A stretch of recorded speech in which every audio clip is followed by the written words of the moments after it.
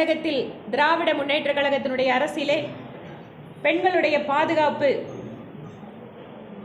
அவர்கள் எந்த அளவிற்கு வேலைக்கு செல்கின்ற இடங்களில் பாதுகாப்பாக இருக்க முடிகிறது, கல்லூரியினுடைய வளாகங்கள் பெண்களுக்கு பாதுகாப்பாக இருக்கிறதா என்று கேட்டால் இப்போது இல்லை என்கின்ற பதிலைத்தான் சொல்ல முடியும். பெண்களுக்கு எதிரான குற்றங்கள் மிக வேகமாக அதிகரிக்கின்ற ஒரு மாநிலமாக தமிழ்நாடு மாறிக்கொண்டு வருவது கவலை அளிக்கிறது. பெண்களுக்கு அதிகாரம் என்பது அவர்களுடைய கல்வி மற்றும் பொருளாதார சுதந்திரத்தின் வாயிலாக பெற முடியும் என்பதை நாங்கள் நம்புகிறோம்.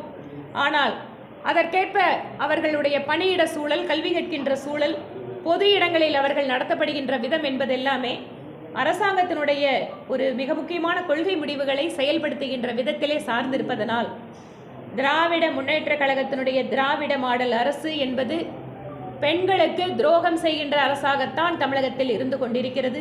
இதை ஒவ்வொரு வீடுகளுக்கும் ஒவ்வொரு பெண்களுக்கும் எடுத்து செல்கின்ற பணியை மகளிர் அணி செய்யும். அதற்கான கூட்டங்கள் இப்போது ஒவ்வொரு மாவட்டத்திலேயே நடத்திட்டு இருக்கோம். இன்னும் வரக்கூடிய காலத்தில் இந்த பணிகள் வேகம் எடுக்கும் என நாங்கள் உறுதியாக சொல்ல முடியும். தமிழச்சி தங்கபாண்டியன் கலைஞருக்கு பாரத ரத்னா